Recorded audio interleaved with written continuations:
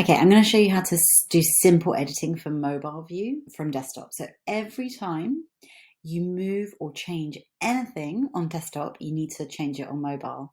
It's the smallest things. For instance, my client added this word, or actually he just made it bold, and so it made it slightly bigger. And when you open mobile, this goes underneath here and it was just slightly too high up. So even the smallest changes make a really massive difference. So now we're in desktop view. We go up here to mobile view and we press that.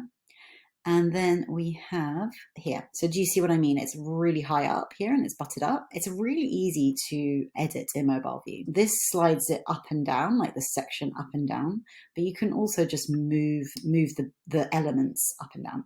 So when I want to move a few elements at the same time, so for instance, if I wanted to keep the ratio between this and this the same, I'd go to a corner and I would select, and I'd make sure I wouldn't select the above bit.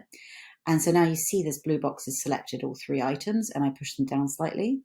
And when I go down, you can see the grid. I don't want to go too much down. I go there. And there we have it. I want a little bit more space here because I think that looks nice. So I just drag that down, drag it down one, and that looks way nicer. I'm just going to look here if I can see anything else. Again, that could have a bit more space because it was added a little bit later. Again, Loom makes Squarespace quite slow, which is unfortunate when I want to make videos. Something like that. I'm going to go back to that. Again, this was added later, so I want to move that down. So I just move it down. Not two, just one. Well, because it's slow, it's just hard to register. I'm just going to go down one. That's it. There we go. And then here, actually, it didn't give me that more space. So sometimes Fluid Engine can be a bit glitchy, and sometimes it works once and then it doesn't work another time, and then you think you're in the wrong, but actually it's just a bit glitchy because it's new. So now there's not even the option. Oh, there we go.